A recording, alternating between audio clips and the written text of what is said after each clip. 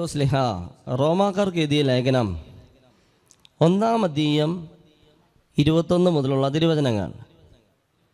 അവർ ദൈവത്തെ അറിഞ്ഞിരുന്നു എങ്കിലും അവിടുത്തെ ദൈവമായി മഹത്വപ്പെടുത്തുകയോ അവിടത്തേക്ക് നന്ദി പ്രകാശിപ്പിക്കുകയോ ചെയ്തില്ല. മറിച്ച് അവരുടെ യുക്തിവിചാരങ്ങൾ നിഷ്ഫലമായി തീരുകയും വിവേകരഹിതമായ ഹൃദയം അന്ധകാരത്തിൽ ആണ്ടുപോവുകയും ചെയ്തു. ജ്ഞാനികളെന്ന് അവകാശപ്പെട്ടുകൊണ്ട് അവർ ഭോഷന്മാരായി തീർന്നു. അവർ അനശ്വരനായ ദൈവത്തിൻ്റെ മഹത്വം നശ്വരനായ മനുഷ്യൻ്റെയോ പക്ഷികളുടെയോ മൃഗങ്ങളുടെയോ ഇഴജന്തുക്കളുടെയോ സാദൃശ്യമുള്ള വിഗ്രഹങ്ങൾക്ക് കൈമാറി. അതുകൊണ്ട് ദൈവം അവരെ തങ്ങളുടെ ഭോഗാസക്തികളോടുകൂടെ ശരീരങ്ങൾ പരസ്പരം അവമാനിതമാക്കുന്നതിന് അശുദ്ധിക്ക് വിട്ടുകൊടുത്തു. Praise the Lord. ഈശോയിൽ ഏറ്റവും സ്നേഹം നിറഞ്ഞവരെ, എന്തിനു വേണ്ടിയാണ് നമ്മൾ ദൈവത്തെ സ്തുതിക്കേണ്ടത്? നമ്മൾ ദൈവത്തെ സ്തുതിക്കണമെന്ന് ദൈവം നമ്മോട് കൽപ്പിക്കുന്നുണ്ട്. ദൈവം നമ്മോട് കൽപ്പിക്കുന്നുണ്ട് നമ്മൾ ദൈവത്തെ സ്തുതിക്കണമെന്ന്. അതെവിടെയാണ് ആ കൽപ്പന കാണുക? സങ്കീർത്തന പുസ്തകം 81-ാം സങ്കീർത്തനം 81 1 മുതലുള്ള തിരുവചനം. നമ്മുടെ ശക്തികേന്ദ്രമായ ദൈവത്തെ ഉച്ചത്തിൽ പാടിപ്പുകഴ്ത്തുവിൻ. യാക്കോബിൻ്റെ ദൈവത്തിന് ആനന്ദത്തോടെ ആർപ്പ് വിളിക്കുവിൻ. തപ്പുകൊട്ടിയും കിന്നരവും വീട്ടിയും ഇമ്പമായി മീട്ടിയും ഗാനമുതിർക്കുവിൻ. അമാവാസിയിലും നമ്മുടെ ഉത്സവദിനമായ പൗർണമിയിലും കാഹളമുതുവിൻ. എന്തെന്നാൽ അത് ഇസ്രായേലിൻ്റെ ചട്ടവും യാക്കോബിൻ്റെ ദൈവം നൽകിയ പ്രമാണവുമാണ്. ഈജിപ്തിലേക്ക് തിരിച്ചപ്പോൾ ജോസഫിനും അവിടുന്ന് ഈ നിയമം നൽകി. ഈജിപ്തിലേക്ക് തിരിച്ചപ്പോൾ ജോസഫിനും അവിടുന്ന് ഈ നിയമം നൽകി എന്ന് പറയുക. നിയമം നൽകി, കൽപ്പന നൽകി. എന്ത് നിയമമാണ്, എന്ത് കൽപ്പനയാണ് ദൈവം ഈജിപ്തിലേക്ക് തിരിച്ചപ്പോൾ ജോസഫിന് കൊടുത്തത്? അതാണ് നമ്മൾ ആദ്യം വായിച്ചത്. നമ്മുടെ ശക്തികേന്ദ്രമായ ദൈവത്തെ ഉച്ചത്തിൽ പാടിപ്പുകഴ്ത്തുവിൻ. ഇത് ദൈവത്തിൻ്റെ കൽപ്പനയാണ്. നിനക്ക് സമയമുണ്ടെങ്കിൽ, നേരമുണ്ടെങ്കിൽ, ഒഴിവുണ്ടെങ്കിൽ, അല്ലെങ്കിൽ പരീക്ഷയില്ലെങ്കിൽ, നാളെ വേറെ തിരക്കുള്ള പരിപാടികളൊന്നും ഇല്ലെങ്കിൽ പള്ളിയിൽ പോവുക, കടപ്പെട്ട കുർബാന കാണുക, അല്ലെങ്കിൽ വിശുദ്ധ കുടുംബ പ്രാർത്ഥനയിൽ പങ്കെടുക്കുക, ബൈബിൾ വായിക്കുക, സ്തുതിക്കുക, അങ്ങനെയല്ല പറയുക. ദൈവത്തെ സ്തുതിക്കുക, ദൈവത്തെ ആരാധിക്കുക എന്നുള്ളത് ദൈവം നമുക്ക് നൽകിയിട്ടുള്ള കൽപ്പനയാണ്. വീണ്ടും വെളിപാട് പുസ്തകം 19-ാം അധ്യായം 5 മുതലുള്ള തിരുവചനം. സിംഹാസനത്തിൽ നിന്ന് ഒരു സ്വരം ഞാൻ കേട്ടു. ദൈവത്തിൻ്റെ ദാസരും അവിടുത്തെ ഭയപ്പെടുന്നവരും ചെറിയവരും വലിയവരുമായ നിങ്ങളെല്ലാവരും നമ്മുടെ ദൈവത്തെ സ്തുതിക്കുവിൻ. സിംഹാസനത്തിൽ നിന്നൊരു സ്വരമാണ്. വെളിപാട് പുസ്തകം യോഹന്നാന് ലഭിച്ച വെളിപാട്. എന്ത് വെളിപാടാണ് അദ്ദേഹത്തിന് കിട്ടിയേ? അദ്ദേഹത്തിന് സ്വർഗം TV സ്ക്രീനിൽ കാണുന്ന പോലെ അദ്ദേഹം ഇങ്ങനെ ദർശനത്തിൽ കാണുകയാണ്. സ്വർഗത്തിൽ എന്താ സംഭവിക്കണമെന്ന് അദ്ദേഹം ഇങ്ങനെ ഒരു പേന എടുത്ത് എഴുതി വയ്ക്കുകയാണ്. അപ്പോൾ അദ്ദേഹം കണ്ടത് എന്താണ് സ്വർഗത്തിൽ? ആ കണ്ടതാണ് അദ്ദേഹം എഴുതി പറഞ്ഞു വെച്ചിരിക്കുക. വെളിപാട് 19:5. സിംഹാസനത്തിൽ നിന്ന് ഒരു സ്വരം കേട്ടു. എന്ത് സ്വരം കേട്ടു? ഒരു ആജ്ഞാസ്വരമാണ്. അതൊരു യാചനയല്ല. സാധിക്കുമെങ്കിൽ പറ്റുന്ന താല്പര്യമുള്ളവർ, സ്തുതിപ്പ് ഇഷ്ടമുള്ളവർ ഒന്ന് കൈ ഉയർത്തി സ്തുതിക്കുക. അങ്ങനെയല്ല കേട്ടത്. സിംഹാസനത്തിൽ നിന്ന് ഒരു സ്വരം കേട്ടു. ദൈവത്തിൻ്റെ ദാസരും അവിടുത്തെ ഭയപ്പെടുന്നവരും ചെറിയവരും വലിയവരുമായ നിങ്ങളെല്ലാവരും. ഒരു എക്സെപ്ഷൻ ഒരാൾക്കില്ല. ചെറിയവരും വലിയ, പഠിപ്പുള്ളവരും പഠിപ്പില്ലാത്തവരും, അറിവുള്ളവരും അറിവില്ലാത്തവരും, സമ്പത്തുള്ളവരും സമ്പത്തില്ലാത്തവരും, കുഞ്ഞുകുട്ടികളും വലിയവരും മധ്യവയസ്കരും യുവതിയുവാക്കന്മാരെല്ലാവരും, നിങ്ങളെല്ലാവരും നമ്മുടെ ദൈവത്തെ സ്തുതിക്കുവിൻ. ഇതൊരു ആജ്ഞാസ്വരമാണ്. ഇതൊരു വലിയൊരു ആജ്ഞാസ്വരമാണ്. വെളിപാട് പുസ്തകം 14-ാം അധ്യായത്തിൽ 6-ാം തിരുവചനം. മധ്യാകാശത്തിൽ പറക്കുന്ന വേറൊരു ദൂതനെ ഞാൻ കണ്ടു.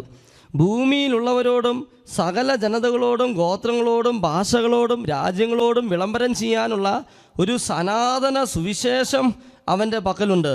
അവൻ ഉച്ചത്തിൽ വിളിച്ചു പറഞ്ഞു. ആ മധ്യാകാശത്തിൽ പറക്കുന്ന ദൂതൻ ഉച്ചത്തിൽ വിളിച്ചു പറഞ്ഞു. എന്താ പറഞ്ഞത്? ദൈവത്തെ ഭയപ്പെടുകയും അവിടത്തേക്ക് മഹത്വം നൽകുകയും ചെയ്യുവിൻ.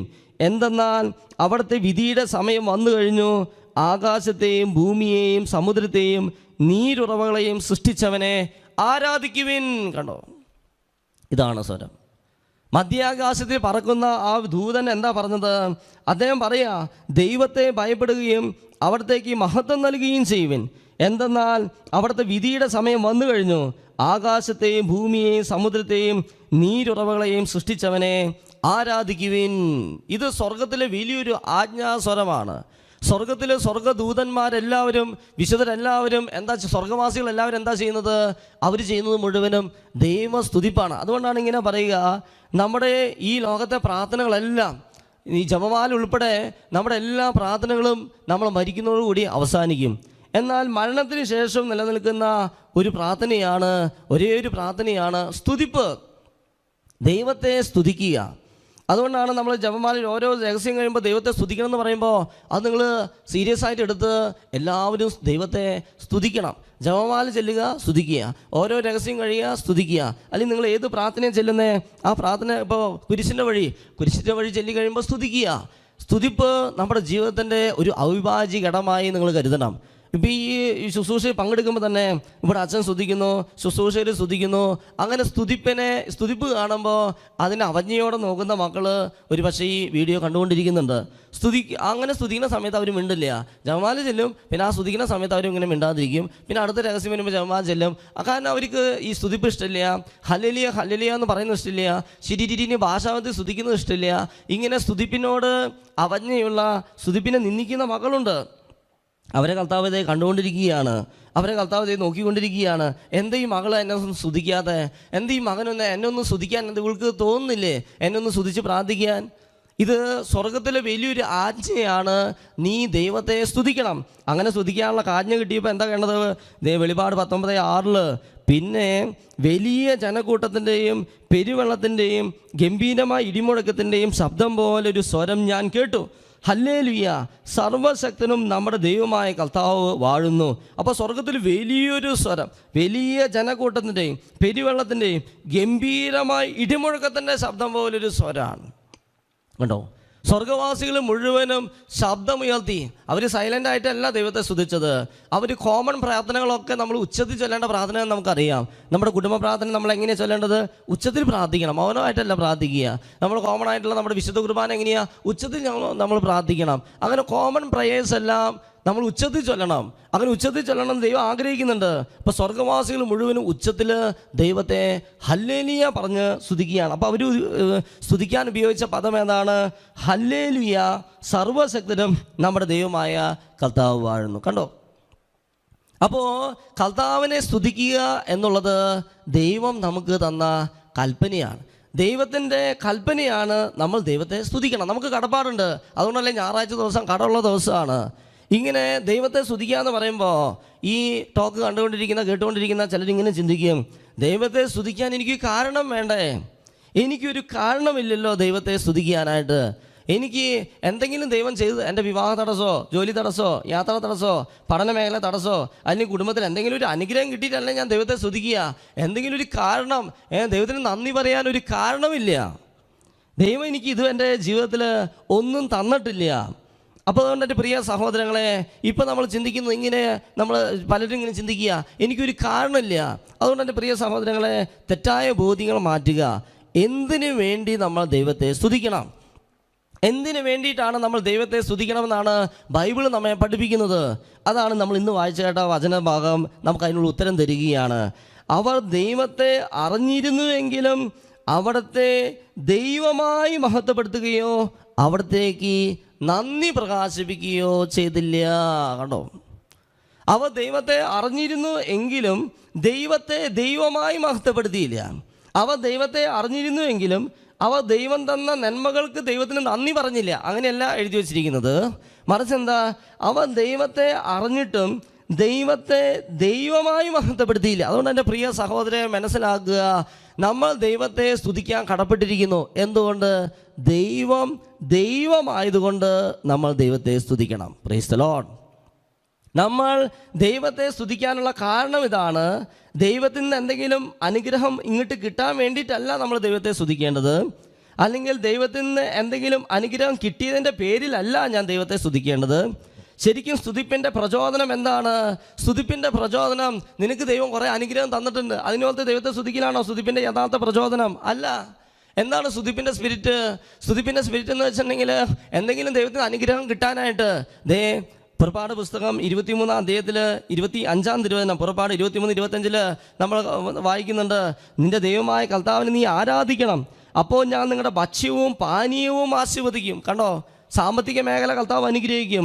ഞാൻ നിങ്ങളുടെ ഇടയിൽ നിന്ന് രോഗനിർമ്മാർജ്ജനം ചെയ്യും. സ്തുതിക്കുന്ന വ്യക്തികൾക്ക് രോഗശാന്തി കിട്ടും. ഗർഭഛിദ്രമുണ്ടാവില്ല, വന്ധ്യതയോ നാട്ടിലുണ്ടാവില്ല.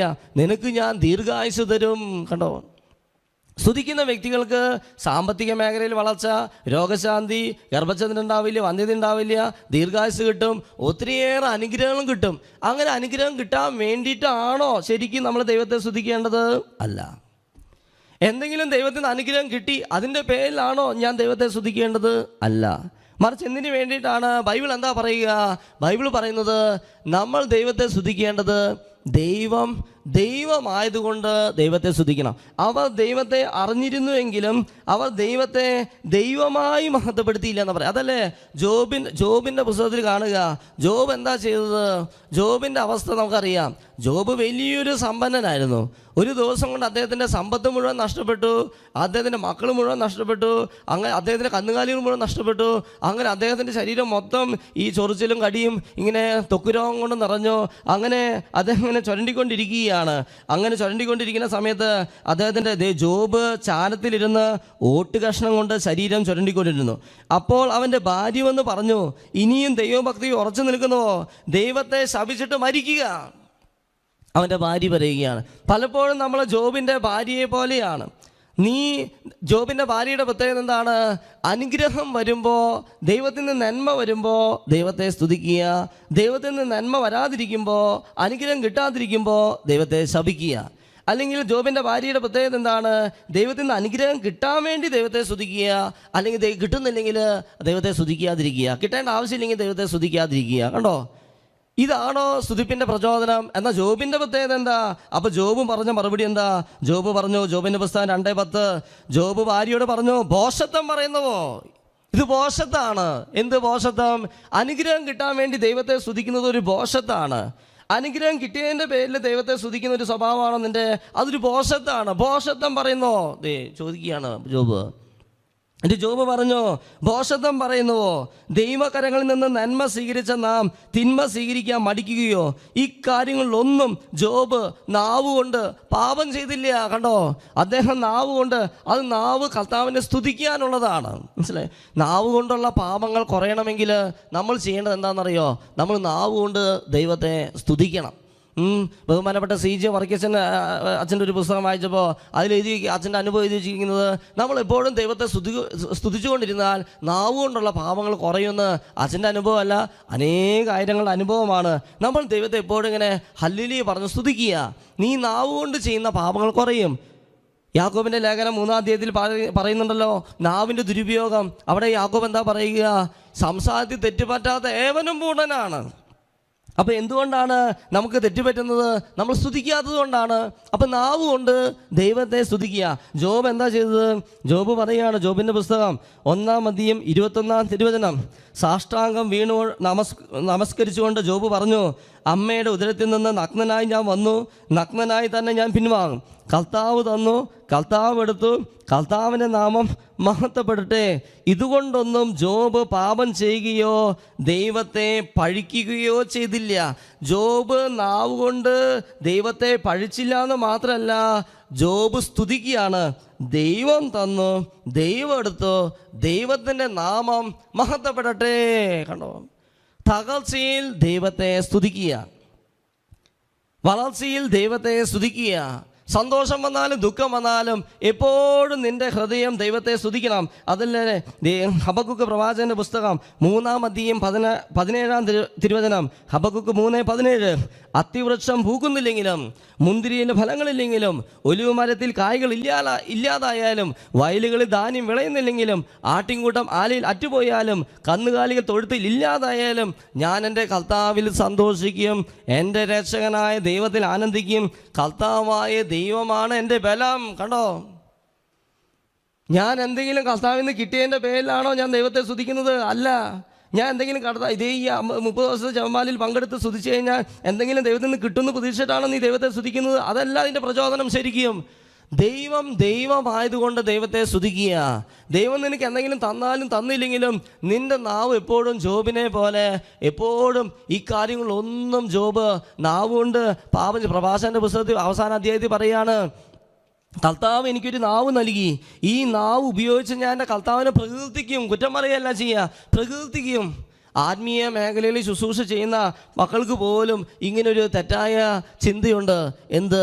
നമ്മൾ സ്തുതിക്കുന്നത് ദൈവത്തിൽ നിന്ന് എന്തെങ്കിലുമൊക്കെ അനുഗ്രഹം കിട്ടാൻ വേണ്ടിയാണ്.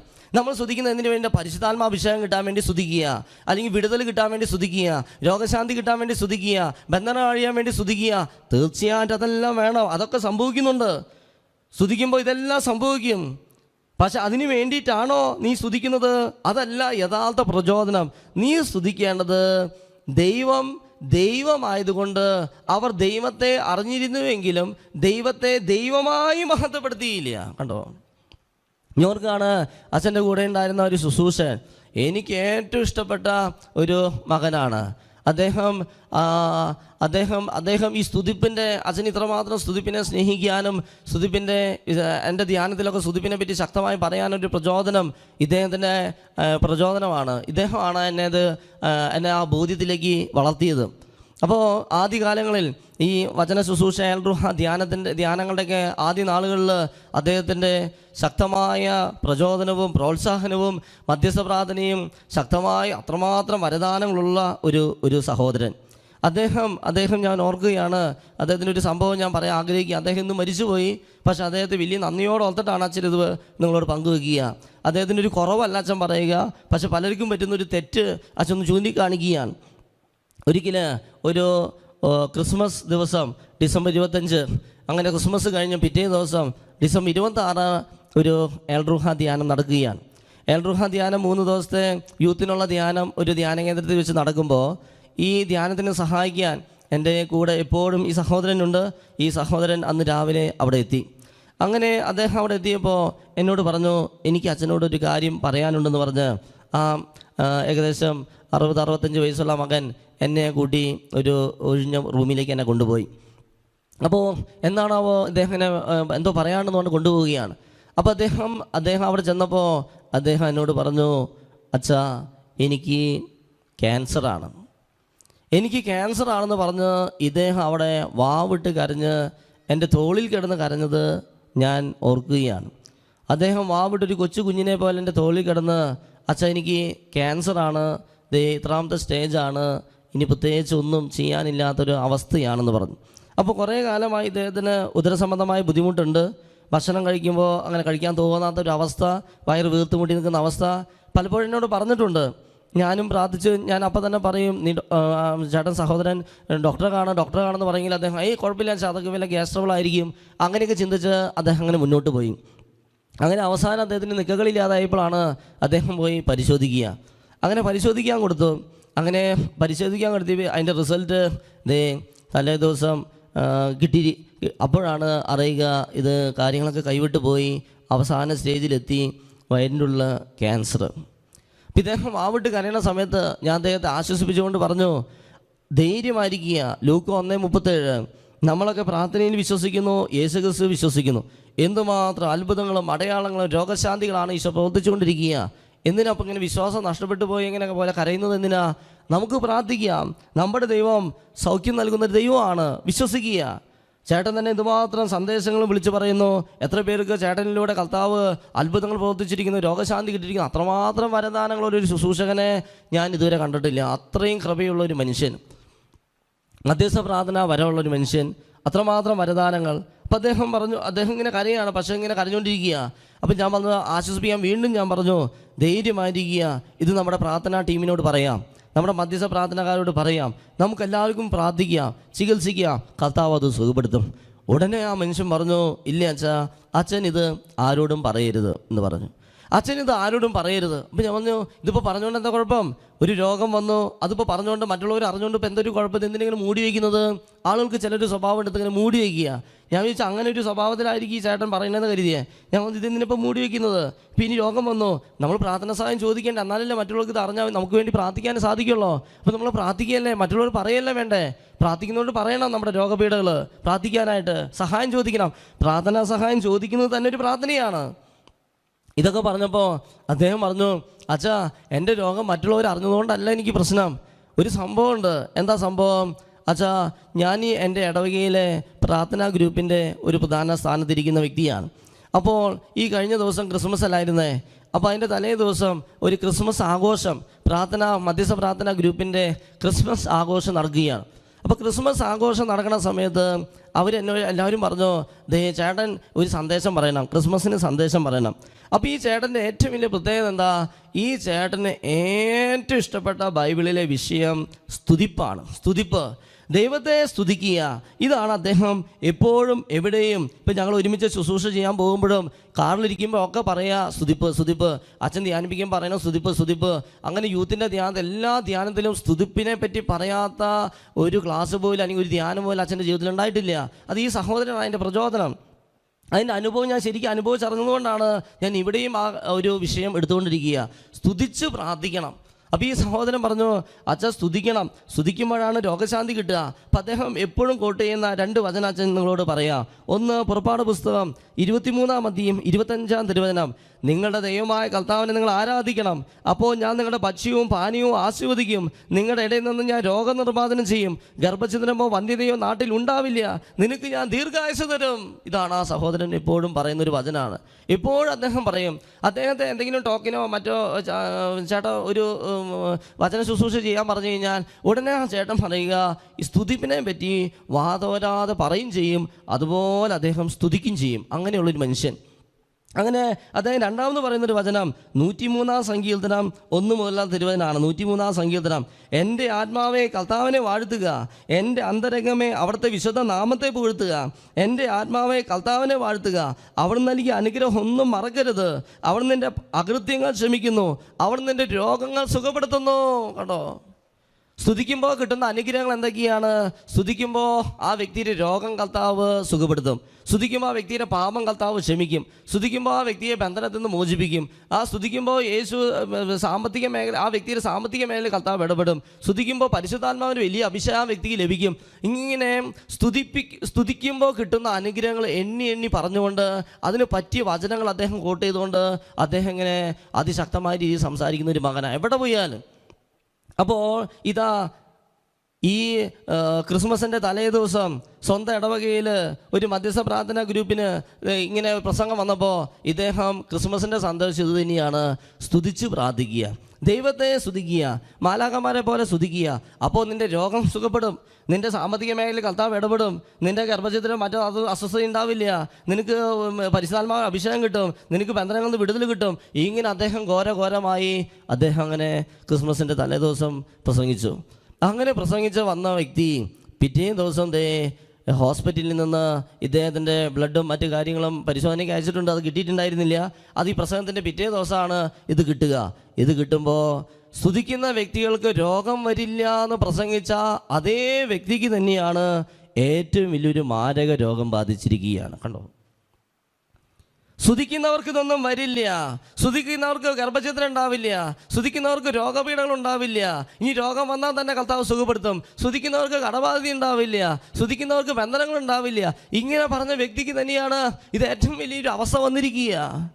ഇദ്ദേഹം എൻ്റെ തോളിൽ കിടന്നുകൊണ്ട് പറയുകയാണ്, കരഞ്ഞുകൊണ്ട് എന്നോട് പറയുക, അച്ഛാ, ഇത് എൻ്റെ ഇടവക്കാരറിഞ്ഞാൽ, മറ്റുള്ളവരറിഞ്ഞാൽ അവരുടെ സ്തുതിപ്പിലുള്ള വിശ്വാസം നഷ്ടപ്പെടില്ല. അച്ഛാ, സ്തുതിപ്പിലുള്ള വിശ്വാസം നഷ്ടപ്പെട്ടു പോവില്ലേ? വചനത്തിലുള്ള വിശ്വാസം നഷ്ടപ്പെട്ടു പോവില്ലേ? പുറപ്പാട് 23-25 വിശ്വാസം നഷ്ടപ്പെട്ടു പോവില്ലേ? സങ്കീർത്തനം 103, 1, 2, 3 വിശ്വാസം നഷ്ടപ്പെട്ടു പോവില്ലേ? ആളുകൾ പിന്നെ സ്തുതിക്കുകയോ? ഇതുപോലെ സ്തുതിച്ച് നടന്ന വ്യക്തിക്ക് ഇത്രയും വലിയ സഹനം വന്നെന്ന് പറഞ്ഞാൽ ആരെങ്കിലും പിന്നെ സ്തുതിക്കുകയോ? അതുകൊണ്ടാണ് അച്ഛാ ഇത് അച്ഛൻ ഒരു സ്ഥലത്തും പറയരുത് എന്ന് ഞാൻ പറഞ്ഞത്. കണ്ടോ, അന്നാണ് എനിക്ക് മനസ്സിലായത് അദ്ദേഹം ഈ സ്തുതിപ്പിനെ പറ്റിയും കർത്താവിനെ സ്തുതിക്കുന്നത് മുഴുവനും അദ്ദേഹത്തിൻ്റെ ചിന്ത മുഴുവനും എന്തെങ്കിലും അനുഗ്രഹം വാങ്ങിയെടുക്കാൻ വേണ്ടി ദൈവത്തെ സ്തുതിക്കുക, പരിശുദ്ധാത്മാവ് നിറയാൻ വേണ്ടി ദൈവത്തെ സ്തുതിക്കുക, രോഗശാന്തി കിട്ടാൻ വേണ്ടി ദൈവത്തെ സ്തുതിക്കുക, കല്യാണം നടക്കാൻ വേണ്ടി ദൈവത്തെ സ്തുതിക്കുക, ദൈവത്തിൻ്റെ ഇടപെടലുണ്ടാകാൻ വേണ്ടി ദൈവത്തെ സ്തുതിക്കുക. എൻ്റെ പ്രിയ സഹോദരി സഹോദരങ്ങളെ, തെറ്റായ ബോധ്യം ഈശോയുടെ നാമത്തിൽ ഈ സമയം വിട്ടുപോട്ടെ എന്ന് അച്ഛൻ പ്രാർത്ഥിക്കുകയാണ്. അതിന് വേണ്ടിയിട്ടല്ല നീ ദൈവത്തെ സ്തുതിക്കേണ്ടത്. നീ ദൈവത്തെ സ്തുതിക്കേണ്ടത് ദൈവമായതുകൊണ്ട് ദൈവത്തെ സ്തുതിക്കുക. അവർ ദൈവത്തെ അറിഞ്ഞിരുന്നുവെങ്കിലും അവർ ദൈവത്തെ ദൈവമായി മഹത്വപ്പെടുത്തിയില്ല. ശിഷ്യന്മാരൊക്കെ അങ്ങനെയാണ് ദൈവത്തെ സ്തുതിച്ചത്. അതല്ലേ അപ്പോസ്തല പ്രവർത്തനത്തിൽ 16-ാം അധ്യായം പൗലോസും സീലാസും എന്തിനു വേണ്ടിയിട്ടാണ് ദൈവത്തെ സ്തുതിച്ചത്? എന്തെങ്കിലും ദൈവത്തിൻ്റെ അനുഗ്രഹം കിട്ടാൻ വേണ്ടിയിട്ടാണ് സ്തുതിച്ചത്. ഈ പൗലോസിനെയും സീലാസിനെയും അവർ വചനം പ്രസംഗിച്ച് നടക്കുന്ന സമയത്ത് ഈ ദുഷ്ടരായ മക്കൾ അവരെ പിടിച്ചുകൊണ്ടുപോയി ജയിലിലിടുകയാണ്. അവരുടെ ഭാവി ഫലം പ്രവചിക്കുന്ന അശുദ്ധാത്മാവ് ബാധിച്ചൊരു പെൺകുട്ടിയിലെ പിശാചിനെ പൗലോസ് പുറത്താക്കി. ഇത് കണ്ടപ്പോൾ ഭാവി പ്രവചനം നടത്തി കുറേ ലാഭം ഉണ്ടാക്കിയിട്ട് തൻ്റെ യജമാനന്മാർക്ക് ഈ പെൺകുട്ടി ആദായം കൊടുത്തിരുന്നു. ഈ യജമാനന്മാർ തങ്ങളുടെ ആദായം നഷ്ടപ്പെട്ടെന്ന് കണ്ടപ്പോൾ പൗലോസിനെയും സീലാസിനെയും പിടിച്ച് ചവിട്ടിക്കൊണ്ട് അധികാരികളെ കൊണ്ട് വസ്ത്രങ്ങൾ ഉരിഞ്ഞു മാറ്റി അവരെ പ്രഹരിച്ച് ഈ കാരാഗ്രഹത്തിൽ കൊണ്ടുവന്നിട്ട് ഇട്ടിരിക്കുകയാണ്. എങ്ങനെ ഇട്ടിരിക്കുന്നത്? അവൻ്റെ കൽപ്പന പ്രകാരം അവരെ കാരാഗ്രഹത്തിൻ്റെ ഉള്ളറയിലാക്കി കാലുകൾക്ക് ആമം വെച്ചിട്ടാണ് ഈ കാരാഗ്രഹത്തിനുള്ളിൽ കിടക്കുക. എങ്ങനെ? ശരീരം മുഴുവൻ passion of the Christ cinema കണ്ടിട്ടുണ്ടല്ലോ, അതുപോലെ യേശുവിനെ എങ്ങനെ അടിച്ചോ അതുപോലെ അടിച്ച് അതുപോലെ ശരീരം മൊത്തം കീറിപ്പൊളിഞ്ഞിട്ടാണ് ഈ 2 മക്കൾ ഈ കാരാഗ്രഹത്തിൽ ഈ കിടസ് റൂമിൽ കിടക്കുക. അവരെന്താ ചെയ്യുന്നത്? അവിടെ കിടന്നിട്ട് സ്തുതിക്കുന്നത് എന്തിനു വേണ്ടിയിട്ടാണ് സ്തുതിച്ചത്? അർദ്ധരാത്രിയോടടുത്ത് പൗലോസും സീലാസും കീർത്തനം പാടി ദൈവത്തെ സ്തുതിക്കുകയായിരുന്നു. എന്തിനു വേണ്ടിയിട്ട് അവർ സ്തുതിച്ചു? എന്തായിരുന്നു അവരുടെ സ്തുതിപ്പിൻ്റെ പ്രചോദനം? അടി കിട്ടാതിരിക്കാൻ വേണ്ടിയിട്ടാണോ സ്തുതിച്ചത്? ഈ ജയിലിൽ നിന്ന് രക്ഷപ്പെടാൻ വേണ്ടിയിട്ടാണോ അവർ സ്തുതിച്ചത്?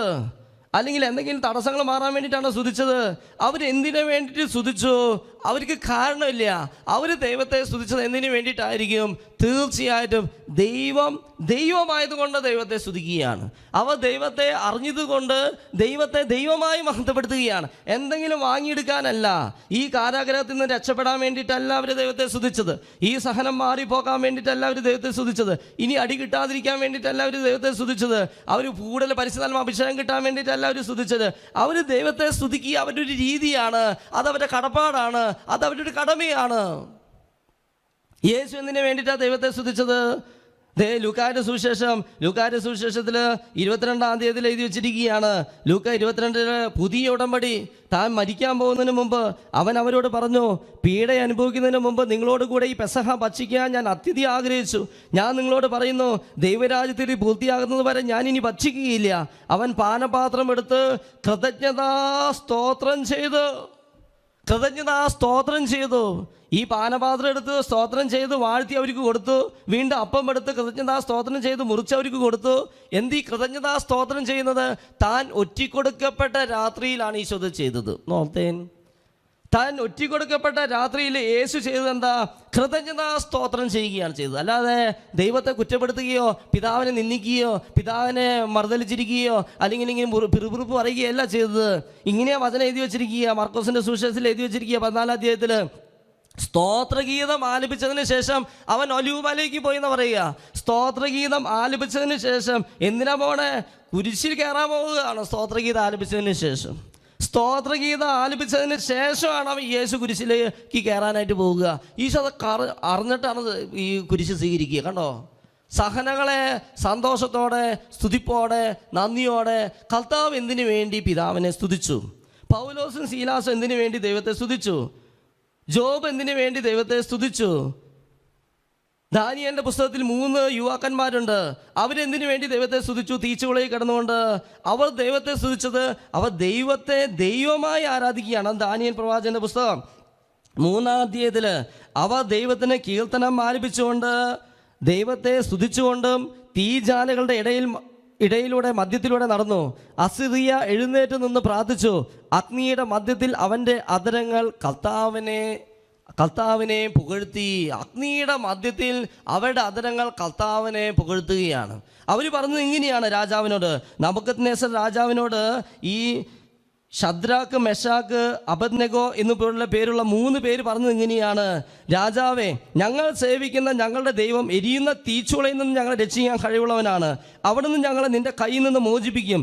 ഇക്കാര്യം അറിഞ്ഞുകൊള്ളുക, ഇനി അവിടുന്ന് ഞങ്ങളെ മോചിപ്പിച്ചില്ലെങ്കിലും ഞങ്ങൾ നിന്റെ ദേവന്മാരെ നീ ആരാധിക്കുകയോ കുമ്പിടുകയോ ചെയ്യുകയില്ല. കണ്ടോ, ഞങ്ങൾ ദൈവത്തെ സ്തുതിക്കുന്നത് എന്തെങ്കിലും ഇതിൽ നിന്ന്, ഈ തീച്ചുളയിൽ നിന്ന് രക്ഷപ്പെടാനോ അല്ലെങ്കിൽ ഈ രാജാവിൻ്റെ കയ്യിൽ നിന്ന് രക്ഷപ്പെടാനോ എന്തെങ്കിലും ഒരു അനുഗ്രഹം കിട്ടാനോ ഒന്നുമല്ല. ഞങ്ങൾ ഞങ്ങളുടെ ദൈവമായ കർത്താവിനെ ആരാധിക്കും. ഞങ്ങളുടെ ദൈവമായ കർത്താവ് ആയതുകൊണ്ട് തന്നെ ആരാധിക്കും. അവ ദൈവത്തെ അറിഞ്ഞിരുന്നുവെങ്കിലും അവ ദൈവത്തെ ദൈവമായി മഹത്വപ്പെടുത്തിയില്ല. അതുകൊണ്ട് എൻ്റെ പ്രിയ സഹോദരങ്ങളെ, തെറ്റായ ബോധ്യങ്ങൾ, ചിന്തകൾ, മനോഭാവങ്ങൾ മാറ്റുക.